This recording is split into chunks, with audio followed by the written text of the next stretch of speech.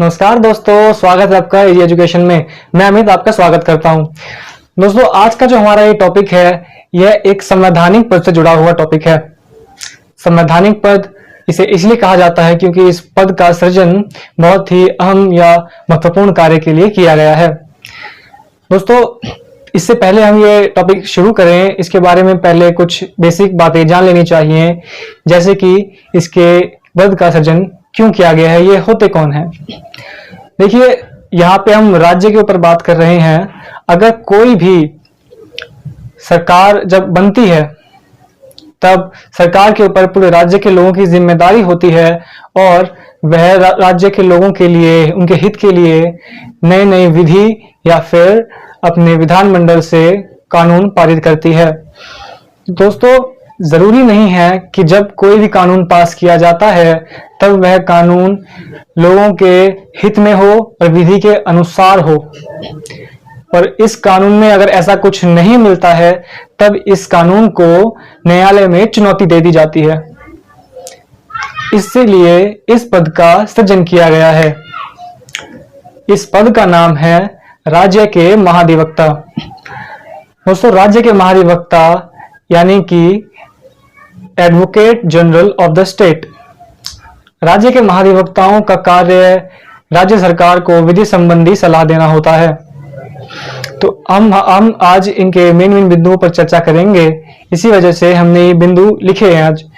सबसे पहले किस अनुच्छेद के तहत आते हैं, इनकी नियुक्ति से जुड़ी बातें, योग्यताएं, कार्यकाल, इन सब के बारे में आज हम विस्तार से जानेंगे।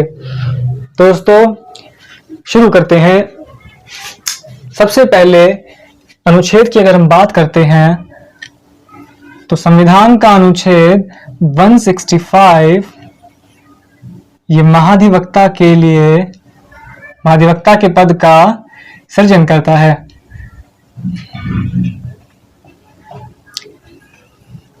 महाधिवक्ता का पद संविधान का अनुच्छेद 165 यानी 165 राज्यों के लिए एक राज्य के महाधिवक्ता के पद का वर्णन करता है। उसके बाद हम बात करते हैं इनकी नियुक्ति से संबंधित कि इनकी नियुक्ति कौन करता है। दोस्तों, इनकी नियुक्ति राज्य के राज्यपाल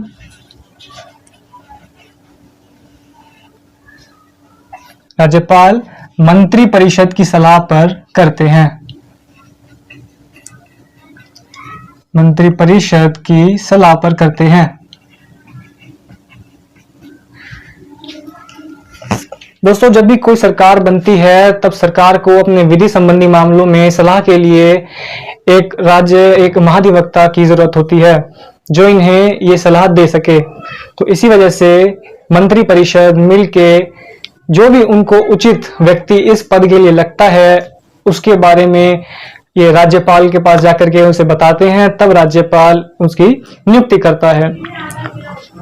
उसके बाद हम बात करते हैं इनकी योग्यता के बारे में।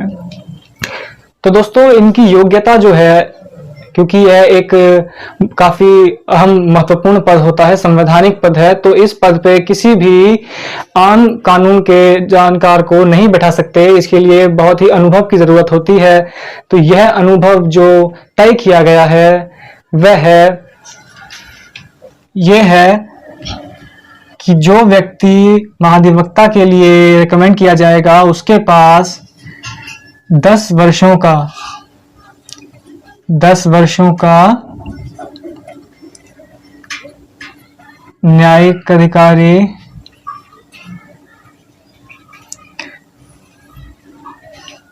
अथवा 10 वर्षों का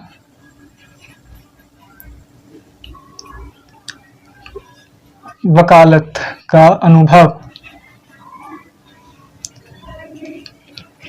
उच्च न्यायालय में। ये ध्यान रखिए दोस्तों, अनुभव जो यहाँ पे बात कही गई है ये उच्च न्यायालय में,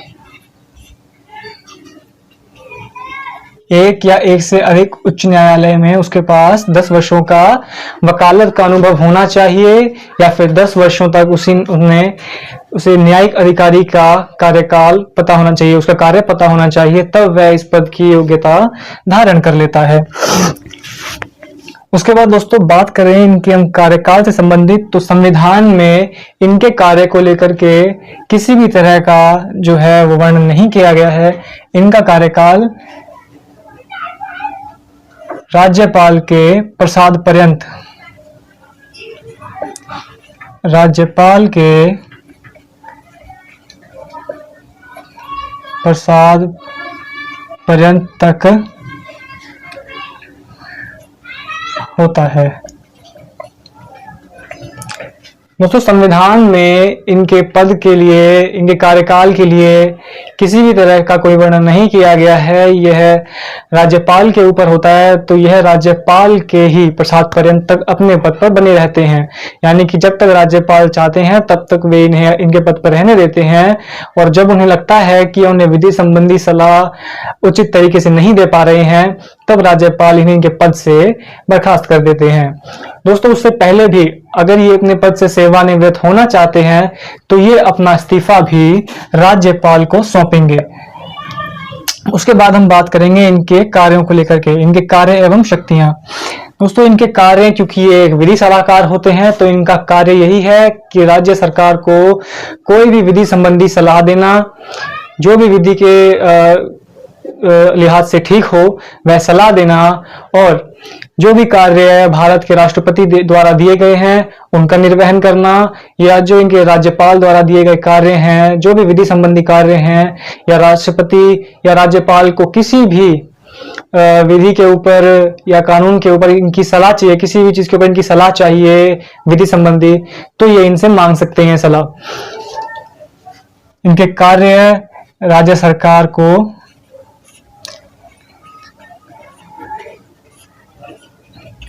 विधि संबंधी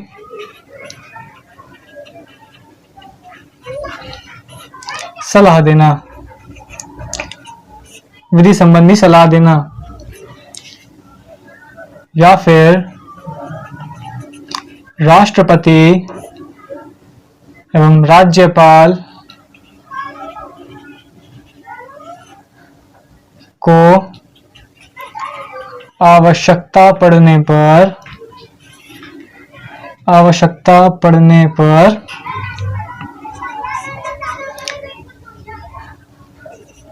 सलाह देना, विधि संबंधी सलाह देना। दोस्तों ये तो इनके कार्य हो गए। अब बात करते हैं हम इनकी शक्तियों से संबंधित। अगर इनकी शक्तियों की बात करें तो राज्य के अंदर इनके पास कुछ अहम शक्तियां इन्हें प्रदान की गई हैं, जैसे कि राज्य के विधानमंडल में। दोस्तों यहाँ ध्यान रखने वाली बात यह है कि हर राज्य में, भारत के विधानमंडल में 2 सदनों की व्यवस्था नहीं है। बहुत कम राज्य हैं जिन्होंने 2 सदनों की मांग की है, और उसी के हिसाब से उनके राज्य में द्विसदनीय व्यवस्था है, यानी कि विधानसभा एवं विधान परिषद। तो जहां पे सिर्फ विधानसभा है वहां पे सिर्फ विधानसभा में, और जहां पर विधान परिषद और विधानसभा दोनों है वहां पे इन दोनों में ये महाधिवक्ता, इनको वहां पे बोलने का अधिकार,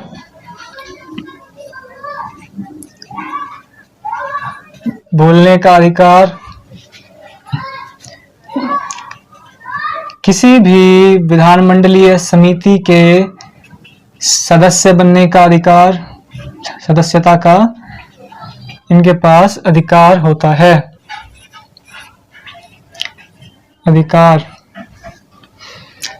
लेकिन दोस्तों ये वहां पे जाके अपनी बातें रख सकते हैं, अपना पक्ष रख सकते हैं, परंतु एक कार्य है जो ये वहां जाके नहीं कर सकते, वो है मतदान का अधिकार। क्योंकि मतदान का अधिकार इसलिए इन्हें प्राप्त नहीं होता क्योंकि ये विधान परिषद के सदस्य नहीं होते, इसी वजह से इन्हें वहां पे वोटिंग का अधिकार भी नहीं होता।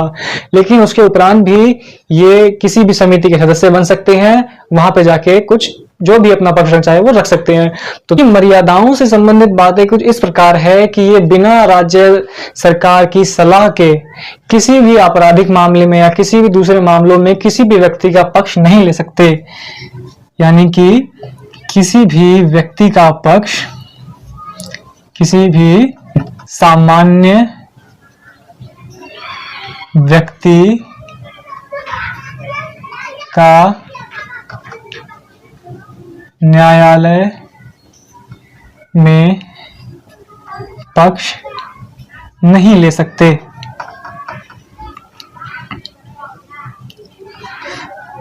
इन्हें सरकार से जुड़े हुए किसी भी मुद्दे पर टिप्पणी करने का सामान्य रूप से किसी के सामने टिप्पणी करने का कोई अधिकार नहीं होता, और ये बिना राज्य सरकार की सलाह के किसी भी कंपनी के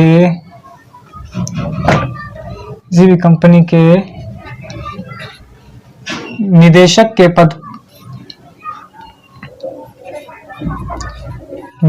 के पद को ग्रहण नहीं कर सकते।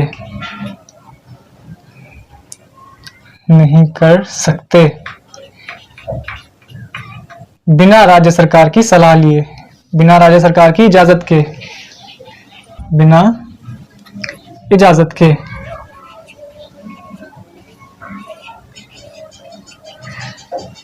तो दोस्तों ये इनकी कुछ ड्यूटियां होती हैं। हालांकि ये किसी भी इनको अधिकार होता है कि भारत के किसी भी न्यायालय में ये राज्य सरकार का पक्ष रख सकते हैं, परंतु इतनी शक्तियां और कार्य के बाद इनकी कुछ मर्यादाएं भी होती हैं।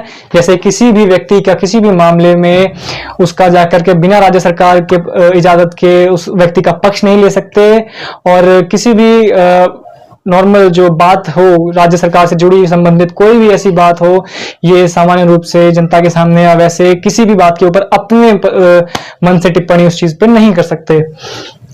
चलो दोस्तों, तो यहां तक ये था। अब इसके बाद हम लोग बात करते हैं कुछ महत्वपूर्ण अनुच्छेद की। इनसे जुड़े कुछ महत्वपूर्ण अनुच्छेद भी हैं, तो अंत में इसकी बात भी कर लेते हैं। 3 अनुच्छेद बहुत महत्वपूर्ण है जो हमें याद ही होने चाहिए। सबसे पहला है अनुच्छेद 165, उसके बाद आता है अनुच्छेद 177 और तीसरा आता है 194। ये 3 अनुच्छेद दिए गए हैं, हमें इनके बारे में भी पता होना चाहिए। दोस्तों, अनुच्छेद 165, जैसा कि हम शुरू में ही इसके ऊपर चर्चा कर चुके हैं कि अनुच्छेद 165 जो होता है यह महाधिवक्ता के पद के बारे में या महाधिवक्ता के पद का सृजन करता है। महाधिवक्ता, इसके अंतर्गत महाधिवक्ता का एक पद होगा। राज्य सरकार को विधि संबंधी सलाह देने के लिए राज्य सरकार के लिए एक महाधिवक्ता का पद होगा। अनुच्छेद 177 के तहत जो हमने पहले बात की थी कि इन्हें किसी भी सदन में बोलने का अधिकार होता है, इससे जुड़ी हुई यहाँ पे इन्हें अधिकार दिए गए हैं। इसे हम विशेष अधिकार कहते हैं, यानी सदन में किसी भी राज्य के विधानमंडल में